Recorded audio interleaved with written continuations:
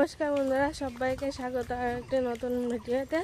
তা আজকে আবার একটা নতুন ভিডিও নিয়ে চলে আসছি। আজকে আমাদের এখানে দোল, সেই দোল উপলক্ষে আমরা এই যে এখন যাচ্ছি। তা এই যে আমার শাশুড়ি মেজেজা, এই যে আমরা এখন সকাল হয়ে গেছে, একটু সকাল বেশি সকালেই যেতে হয়, কিন্তু একটু বেলা হয়ে গেছে। তো এখন আমরা যাচ্ছি, তা আপনাদের সাথেও শেয়ার করব, আপনারা দেখতে থাকুন। তাই যে আমরা চলে আসছি দোলের মাঠে। ঠাকুর নাচানো হয়ে গেছে। আমরা প্রথমে বললাম যে আমাদের একটু বেলা হয়ে গেছে, এই জন্য ঠাকুর নাচটা দেখতে পারলাম না।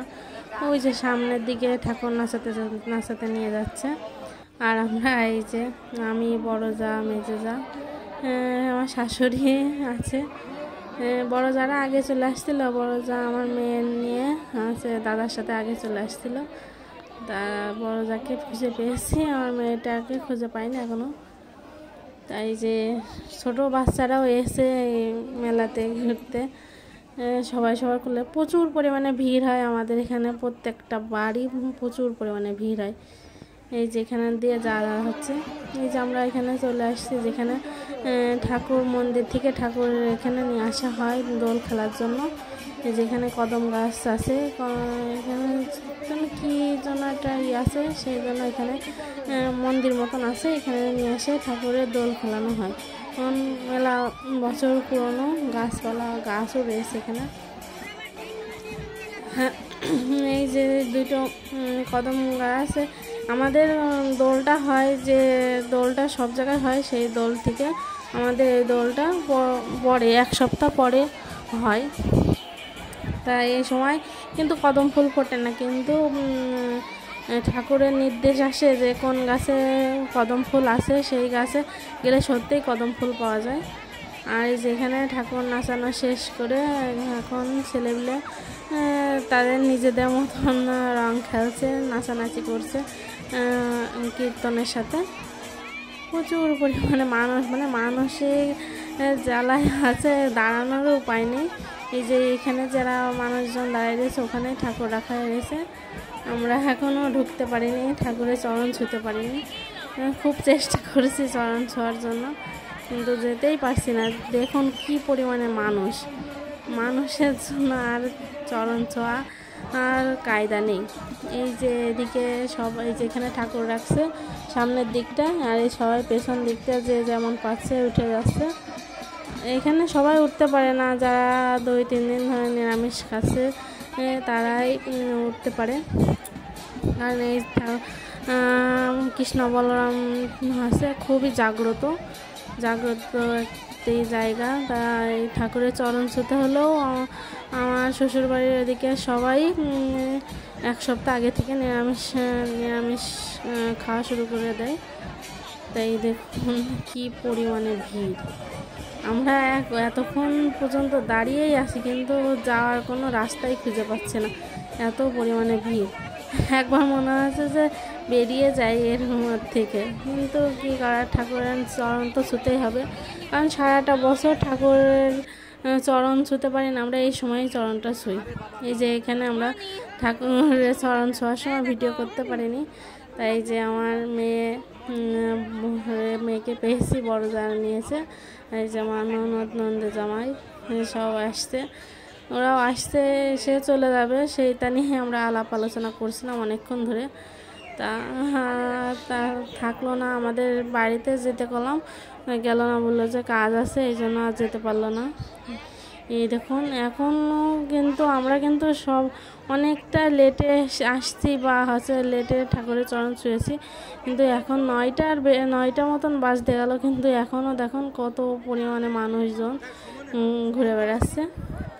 এই যে এখানে আমার নন্দে জামাই দাঁড়িয়ে রয়েছে। আর আমার মনটা একটু খারাপ, ওর বাবা আসছিল না। বাবা না থাকলে আমার মেয়েটার মনটা একটু খারাপই হয়।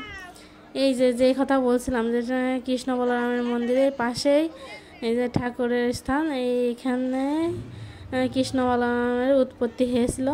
অনেক শুনছি যে এই পাশে যে নদী দেখতে পাচ্ছেন, ওই যে এই নদীর কূলেই নির্দেশ আসছিল যে আমাদের এখানকার একজন ব্রাহ্মণের যে অমুক জায়গায় কাঠ আসবে, সেই কাঠ কুড়িয়ে এই যে যেখানে আমরা এখন প্রণাম করব সেখানে আছে গাছ কাঠটা উঠিয়ে রাখা হয়েছিল এই যে এই জায়গায়।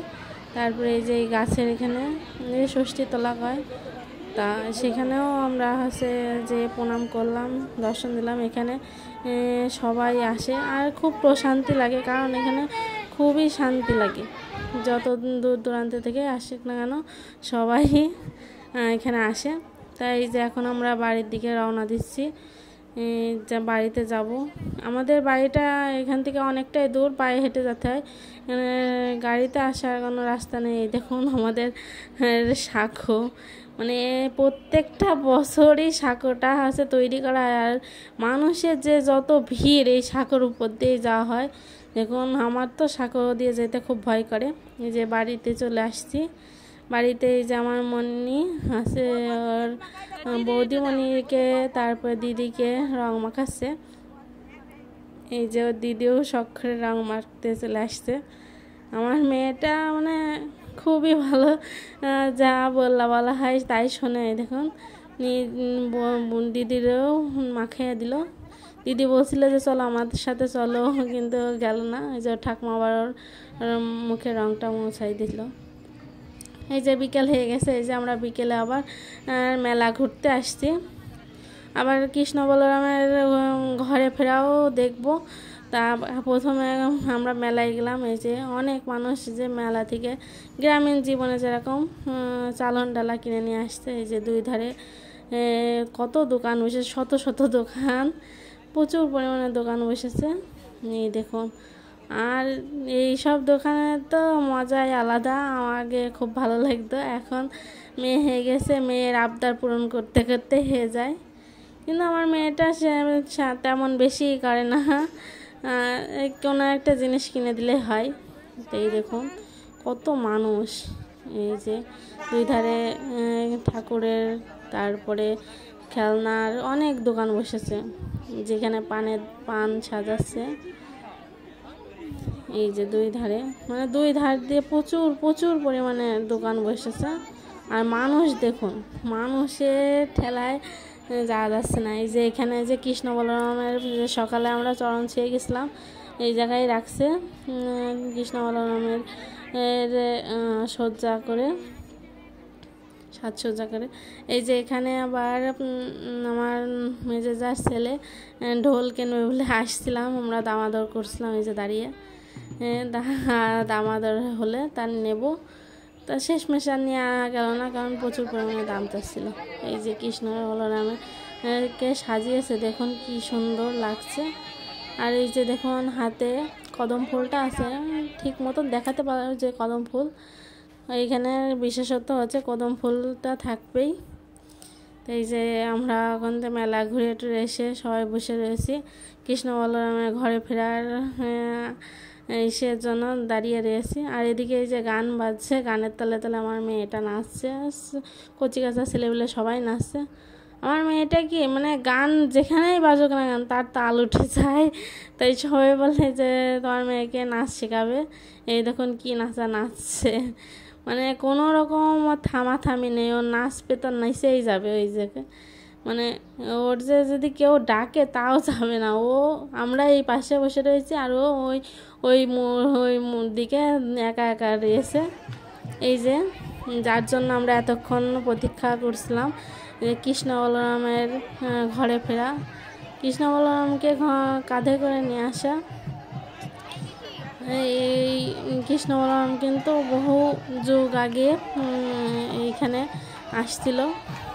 এই যে মানুষের পাথরের মূর্তি কিন্তু অনেক ভারী, কিন্তু এই সময় কেন জানি না ঠাকুরের অশেষ কৃপায় ঠাকুরকে সবাই না, যারা ব্রাহ্মণ তারা তুলতে পারে। আর দেখুন একদম মানুষের মতনই নাচাচ্ছে, মনে হচ্ছে যে ঠাকুররা আমাদের দোলে নাচছে, এমনটা লাগছে।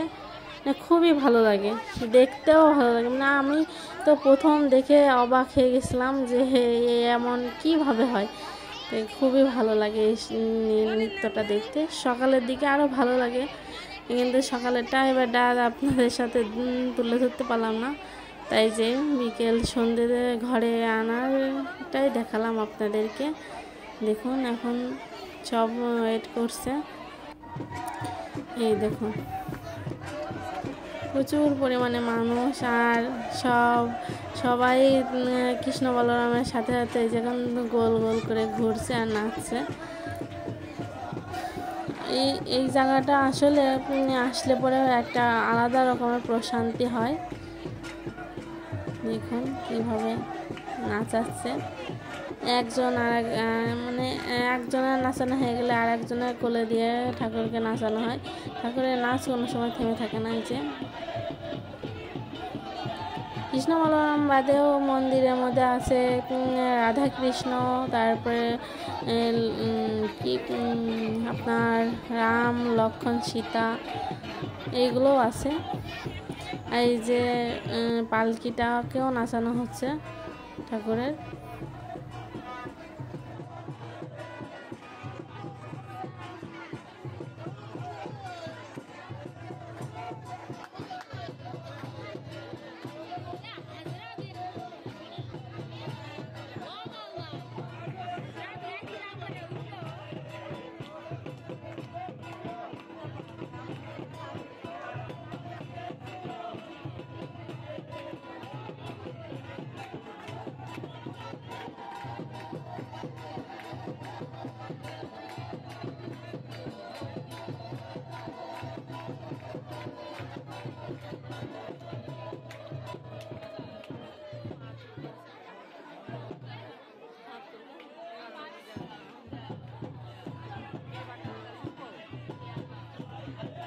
ঠাকুরের নাচ শেষ হয়ে গেল, আর আমরা এদিকে প্রসাদ গ্রহণের জন্য প্রসাদের জায়গায় চলে গেলাম। প্রসাদ যেখানে দিচ্ছে এই যে চলে আসছি।